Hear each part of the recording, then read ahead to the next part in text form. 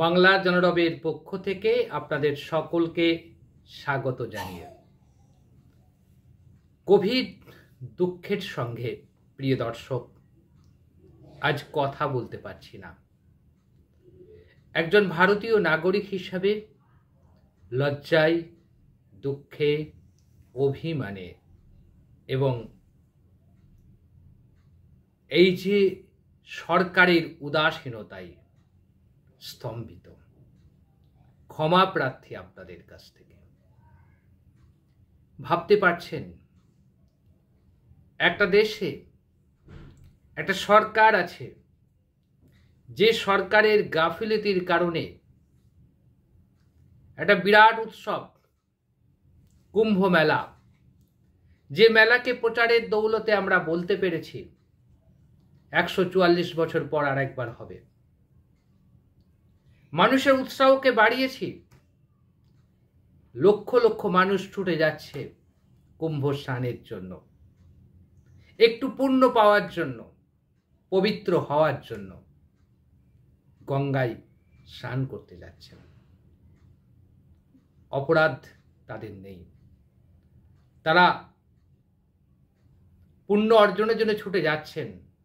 তাদের দায় এবং দায়িত্ব, তাদের নিরাপত্তার দায়িত্ব, তার জান মালের দায়িত্ব এদেশের সরকারের, মোদী সরকারের, যোগী সরকারের। কিন্তু দুঃখের হলো সত্য, এরা কেউ দায়িত্ব পালন করছেন না, দায়িত্ব থেকে ছুটে বেড়াচ্ছেন। কুম্ভ মেলাকে কেন্দ্র করে যে প্রচার, যে উত্তেজনা আমরা দেখেছিলাম কয়েক মাস ধরে, এবং সেই প্রচারকে রাজনৈতিক স্বার্থে ব্যবহার করতেও আমরা দেখেছি। কুম্ভ মেলাকে কেন্দ্র করে কি ঘটেছে সেটা আপনারা জানেন। পদপিষ্ট হয়ে কত লোক কুম্ভ মেলাতেই মারা গেছেন সেটাও আপনারা জানেন। কুম্ভ মেলা প্রাঙ্গণে ধর্মীয় উৎসবকে কেন্দ্র করে আম জনতার সঙ্গে ভিআইপিদের তফাৎ করা হয়েছে, এটাও আপনারা জানেন। পৃথিবীর আর কোনো ধর্মীয় অনুষ্ঠান এভাবে করা হয় না। ভিআইপিরা আলাদা করে স্নান করতে যাবেন, আর যারা সাধারণ নাগরিক তারা 10 কিলোমিটার হেঁটে স্নান করতে যাবেন। এ দৃশ্য সহ্য করা যায় না।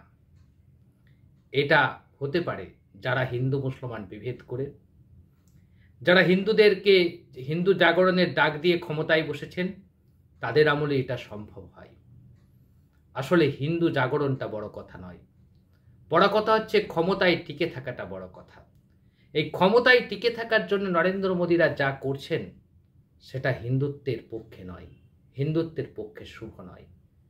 ভারতবর্ষের হিন্দু সমাজকে জাগতে হবে, বুঝতে হবে আসলে এদেশ কাদের স্বার্থে মোদিজি চালাচ্ছেন। তিনি নিজেকে যখন হিন্দুদের ত্রাতা বলছেন, তার আমলেই কেন কুম্ভ মেলাতে গিয়ে এইভাবে পদপিষ্ট হয়ে মারা গেল প্রথমে। তারপর গতকাল দিল্লিতে যা ঘটেছে তা কোনোভাবেই সরকার তার দায় এড়াতে পারেন না, রেল মন্ত্রক তার দায় এড়াতে পারেন না। খুব স্পষ্ট করে বললেই বলা যেতে পারে, রেল মন্ত্রক তার দায় এড়াতে পারেন না, কোনোভাবেই পারবেন না। কারণ প্রতি ঘন্টায় যদি 1,500 করে টিকিট বিক্রি হয়, তখন তো স্বাভাবিকভাবে রেল মন্ত্রকের দায় পড়ে যায় যে কিভাবে এই 1,500 করে প্রতি ঘন্টায় যদি আমার টিকিট বিক্রি হয়, 1,500 যাত্রী যদি একটা ট্রেনে উঠতে থাকে প্রতি ঘন্টাতে, তাহলে আমার কি পরিস্থিতি হতে পারে? কেন সেটাকে নিয়ন্ত্রণ করা হলো না? কেন নিরাপত্তা ব্যবস্থা সুনিশ্চিত করা হলো না? কেন ট্রেনের বগিতে যত মানুষ ধরবে সেটার ব্যাখ্যা করে কেন লোক নেওয়া হলো না? কেন টিকিট বিক্রি হলো না? কেন একই সঙ্গে প্ল্যাটফর্মের নিরাপত্তা ব্যবস্থাকে সাজানো হলো না? দিল্লি হচ্ছে এমন একটা শহর, রাজধানী শহর, আর দিল্লি শহর, নয়াদিল্লি শহরের যে রেল স্টেশন, তার পিছনে যত কোটি কোটি টাকা ব্যয় করে সরকার, আর কোন রেল স্টেশনের পিছনে এত টাকা ব্যয় করা হয়নি। তারপরেও জনগণের টাকায় যে সরকার চলে, জনগণের টাকায় যদি সরকার চলে, জনগণের টাকায় যদি রেল স্টেশনে রক্ষণাবেক্ষণ করা হয়, জনগণের নিরাপত্তার দায় এবং দায়িত্ব দুটোই জনগণের, দুটোই সরকারের। যে সরকার তা দিতে পারছেন না, যে মন্ত্রী তা দিতে পারলেন না, তাকে এখনো পর্যন্ত সরানো হলো না কেন? নরেন্দ্র মোদী যে উত্তর দেবেন, আর কি বা উত্তর দেবেন বলেন? নরেন্দ্র মোদীর গদি মিডিয়া যেভাবে মোদীকে একবারে প্রচারের শীর্ষে তুলে ধরেছেন, তিনি নাকি আমেরিকায় গিয়ে একবারে জয় করে ফিরে এসছেন। ডোনাল্ড ট্রাম্প নাকি তার চেয়ার সরিয়ে তাকে বসতে বলছেন, এই দৃশ্যও দেখানো হচ্ছে সোশ্যাল মিডিয়ায়, খবরে। এতই তার সম্মান বৃদ্ধি পেয়েছে। দেশের প্রধানমন্ত্রীর সম্মান তখনই বৃদ্ধি হয় যখন দেশের নাগরিককে অন্য দেশের নাগরিকরা, অন্য দেশের সরকার যখন সম্মান করতে শুরু করে, তখনই কিন্তু দেশের প্রধানমন্ত্রীর সম্মান বৃদ্ধি হয়। নরেন্দ্র মোদী আমেরিকা থেকে ফিরে এলেন, তার পেছনেই ডোনাল্ড ট্রাম্প 119 জন ভারতীয়কে, অবৈধভাবে অভিবাসী ভারতীয়কে পাঠিয়ে দিলেন।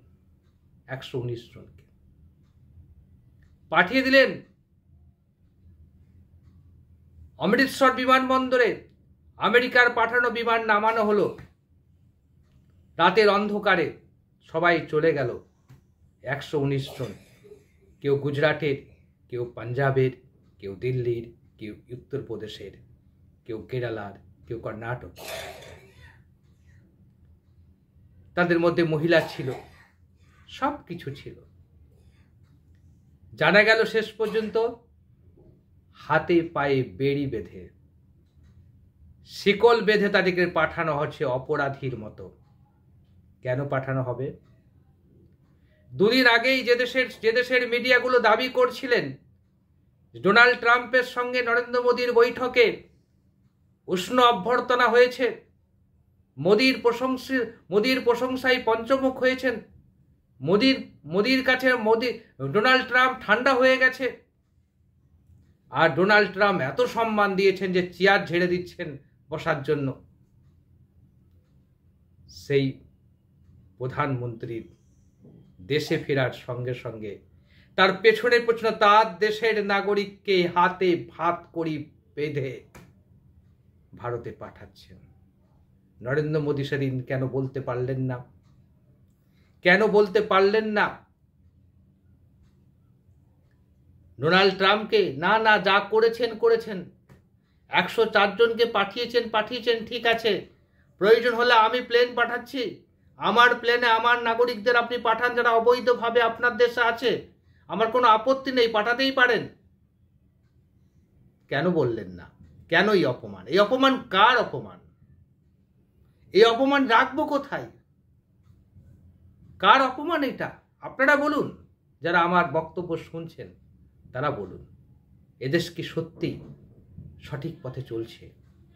মিডিয়া যা বলছে সেটা কি বাস্তবে আসছে?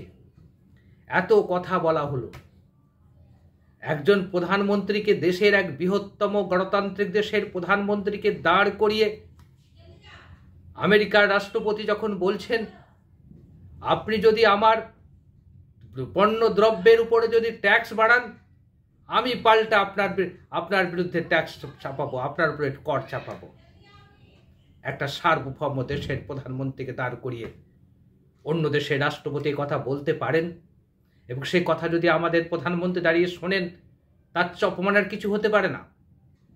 অথচ ঢঙ্কানিনাদ চলছে, সবকিছু ঠিক হ্যাঁ, সবকিছু ঠিক হ্যাঁ। কোনটা ঠিক আছে আর কোনটা ঠিক নেই? গতকাল শনিবার রাতে যে প্লেন এসেছে অমৃতসরে, আর রবিবার রাতে যে প্লেন অমৃতসরে নামবে, তাতে এটা জিনিস স্পষ্ট হয়ে যাবে যে ভারতবাসীর সম্মান কিন্তু বৃদ্ধি হয়নি, নরেন্দ্র মোদীর সম্মান কিন্তু বৃদ্ধি হয়নি। নরেন্দ্র মোদীর সম্মান সেখানেই লিখিত রয়েছে, সেখানেই নিমিত্ত রয়েছে ভারতবাসীর সম্মানের উপরে। ভারতের নাগরিককে যখন হাতকড়া পরিয়ে, শিকল পরিয়ে যখন পাঠানো হচ্ছে, তার বিরুদ্ধে যখন ভারতবর্ষের বিদেশ মন্ত্রক বা ভারতবর্ষের প্রধানমন্ত্রী প্রতিবাদ করতে পারছেন না, তখনই বোঝা যাচ্ছে যে কতটা সম্মান দিতে পেরেছেন, কতটা সম্মান আনতে পেরেছেন প্রধানমন্ত্রী নরেন্দ্র মোদী। আমাদের দেশের যে বিদেশ নীতি কতটা ব্যর্থ, আমাদের কূটনৈতিক তৎপরতা কতটা ব্যর্থ, সেটা প্রমাণিত হচ্ছে। আপনারা ভাবুন, ভাবতে থাকুন, শুধু ভাবতে থাকুন। কুম্ভ মেলাকে কেন্দ্র করে হিন্দু জাগরণের ডাক দেওয়া হয়েছিল। নরেন্দ্র মোদী, অমিত শাহ এবং যোগী আদিত্যনাথ ডাক দিয়েছিলেন। সেই হিন্দুরা মেলায় গিয়ে মারা যাচ্ছেন, তাদের নিরাপত্তা সুনিশ্চিত করতে পারল না কেন্দ্রের মোদী সরকার, রাজ্যের যোগী সরকার। ডোনাল্ড ট্রাম্পের কাছে গিয়ে আমেরিকার যে অবৈধ ভারতীয় যারা আছেন, থাকতেই পারে তারা অন্যায় করেছেন, কিন্তু তাদের প্রতি ন্যূনতম সম্মান প্রদর্শন করার দায় এবং দায়িত্ব ভারত সরকারের ছিল। ভারত সরকার বলতেই পারতেন ওরা চাকরির জন্য আপনার দেশে গিয়েছেন, ওরা চুরি করতে যায়নি, ওরা চাকরি করে খেতে কর্মসংস্থানের জন্য আপনার দেশে গিয়েছে। আপনি ওকে অন্তত আপনি না পাঠান, আমি সসম্মানে তাকে আনতে পারি। অর্থাৎ ভারত সরকার প্লেন পাঠিয়ে তার নাগরিককে দিল্লিতে আনতে পারতেন, দেশে আনতে পারতেন, যেটা কলম্বিয়ার প্রধানমন্ত্রী করতে পেরেছেন। কলম্বিয়ার প্রধানমন্ত্রী যে পথ দেখাতে পেরেছেন, বিশ্ববাসীর কাছে যে নজির তৈরি করতে পেরেছেন, সেটা পারলেন না আমাদের দেশের প্রধানমন্ত্রী নরেন্দ্র মোদী। যারা আমেরিকায় গিয়ে অবৈধভাবে প্রবেশ করেছিলেন, তাদের মধ্যে কতজন মুসলিম আছেন একটু বলবেন দয়া করে, তাহলে দুধ কা দুধ পানি কা পানি হয়ে যাবে। এই হচ্ছে আমাদের বর্তমান সরকারের অবস্থা। আপনারা কি বলেন? আপনাদের মতামতের প্রত্যাশায় রইলাম। আজ এই পর্যন্ত, আবারও দেখা হবে